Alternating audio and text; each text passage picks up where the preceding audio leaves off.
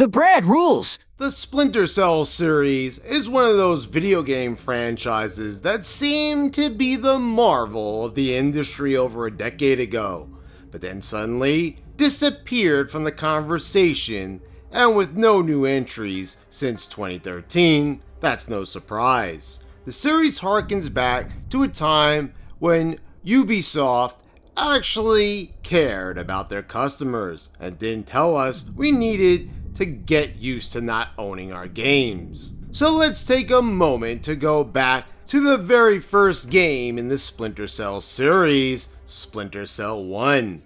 The game introduces Sam Fisher, an agent working for the NSA, and is tasked with covert missions to prevent an international crisis from occurring.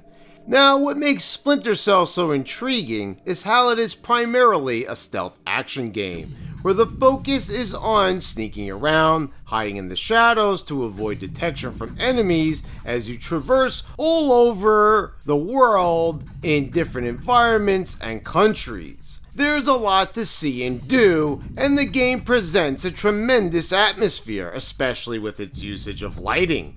And that very lighting plays a significant role in the game and just how well you're sneaking around and hiding. The lighting system implemented is pretty impressive, and although it can be kind of wonky as it relates to the enemy's AI, and them sometimes detecting you when you should otherwise be undetectable, it deserves a lot of credit. When things get a bit too dark, you can turn on the night vision goggles, and the thermal vision goggles can help too, but most of the time, night vision is the way to go. This game looks incredible still to this day, and this is the Steam version with a widescreen mod that I'm playing here. And for a game that was released in 2003, yes, some of the environments and skyboxes may be low res and look a bit too flat, and the enemies' faces definitely look like they belong in this era of video games, but a lot of it holds up very well and is very detailed and looks good, at least to me.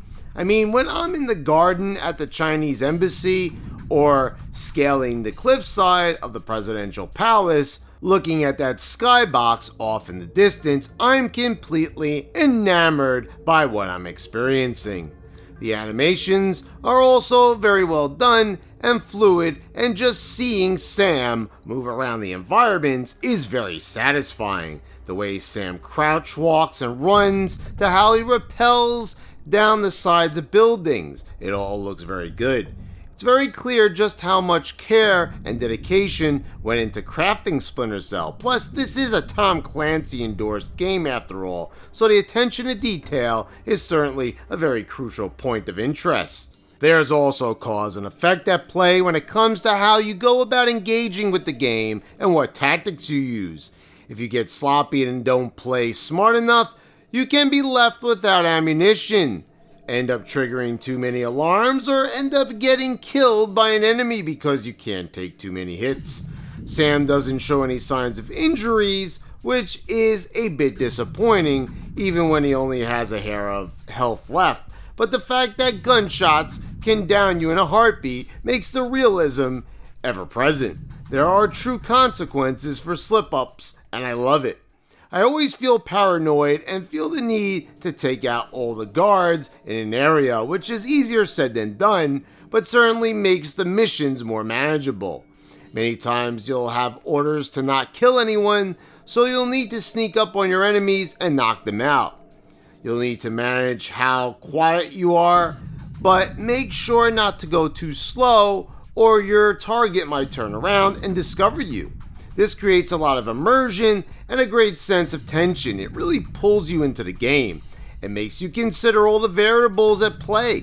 It's a game that makes full use of its mechanics and expects you to try everything that's at your disposal. Sometimes enemies will spot you in the pure darkness, so it's not perfect, but for the most part, the game never leaves you with your pants down. There's also a good solution to any given scenario, but you're rarely forced into one strict method. There's a lot of freedom to be had, and experimentation is greatly encouraged, which I do like a lot. When things turn into a firefight and you're allowed to kill enemies, you'll find that the shooting mechanics can be a tad inconsistent, but overall pretty decent. Hit detection becomes literally hit or miss when an enemy is standing behind a banister. Like, take a look at me firing off round after round in the presidential palace, and this enemy is virtually unbothered. Just in general, shooting enemies can be questionable at times. It's finicky, to say the least, but this type of gameplay is greatly discouraged either way. I just feel the mechanics could have been a bit more finely tuned.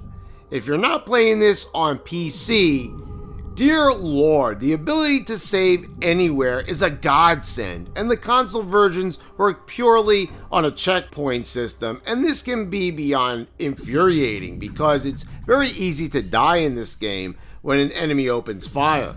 The problem the game faces is also one of its greatest strengths and lends to the unpredictability, and that's the trial and error gameplay.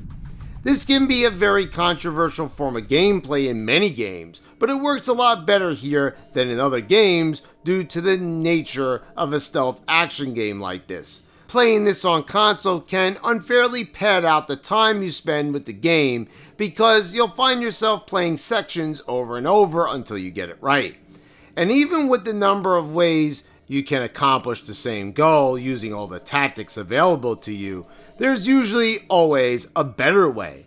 I greatly suggest the PC version, although it can be a bit annoying to play on the controller due to the optimized mouse and keyboard setup. No one's really found a perfect controller layout for the game, but the ability to save anywhere makes it more than worth it. The sound design is truly something to marvel at, from great atmospheric music pieces and music cues.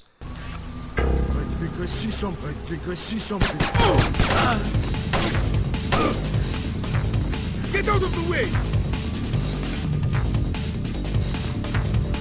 Watch it!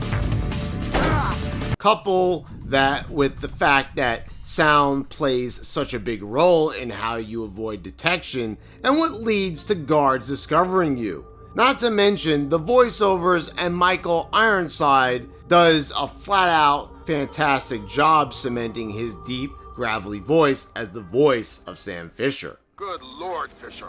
That's General Kong Ferrong. Good Lord.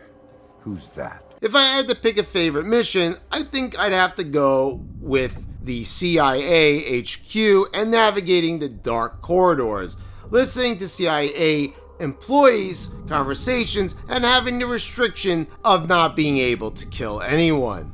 This is a fun, atmospheric, and intense mission that really captures what I love about this initial entry in the Splinter Cell series.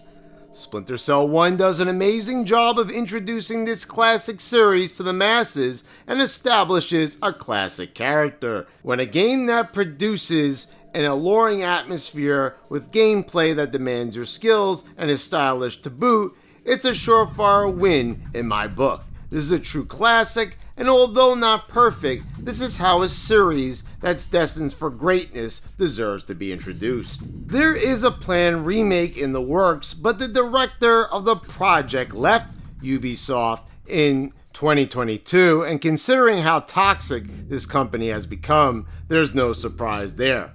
The project hasn't been officially canceled, but it's definitely in jeopardy, to say the least, especially since there hasn't been a peep about it since. So guys, let me know what you think in the comments down below. What are some of your favorite memories of this first Splinter Cell game? Are you a fan of the series in general? Do you like the first game, or do you think it was a poor start? I'd love to know, so let's discuss it down below, and please subscribe if you haven't already. Click the bells to get all notifications when I post all my new videos. I want to thank all my subscribers for your continued support, and thanks for watching. I'll see you next time.